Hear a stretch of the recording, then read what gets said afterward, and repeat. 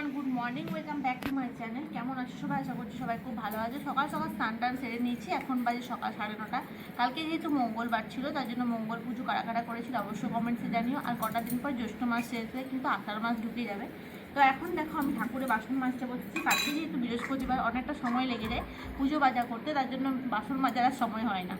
তো তার জন্য আজকে এখনই মেজে দিচ্ছি, তার কালকে তাহলে অনেকটা হালকা হয়ে যাবে। ঠাকুর স্নান টান করাতে হবে কালকে, যেহেতু বৃহস্পতিবার আমি কিন্তু গোপাল আমাদের যে ঠাকুরগুলো আছে সেগুলো সবাইকে স্নান করাই।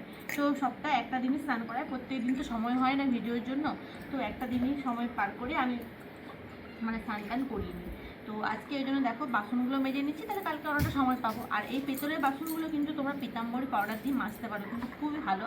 যেহেতু পিতাম্বরী পাউডারটা একটু ইউজ করলেই, সপ্তাহে 2 দিন যদি ইউজ করো তাহলে কিন্তু একটা সপ্তাহের মধ্যে কিন্তু পুরো বাসনগুলো কিন্তু ভালো থাকবে, পরিষ্কার থাকবে। আর বাসন পরিষ্কার না রাখলে কিন্তু একেবারে ভালো লাগবে না ঠাকুর ঘরে যদি বাসন পরিষ্কার না থাকে। তো আমার তো এই হচ্ছে সকাল সকাল কাজ। তো ছোটো ছোটো মিনি ব্লগে তোমাদের সাথে শেয়ার করবো আমি কী করছি না করছি। এখন চলো ভালো করে বাসনগুলো ধুয়ে নিই, তারপরে আবার পুজো বাজা করবো।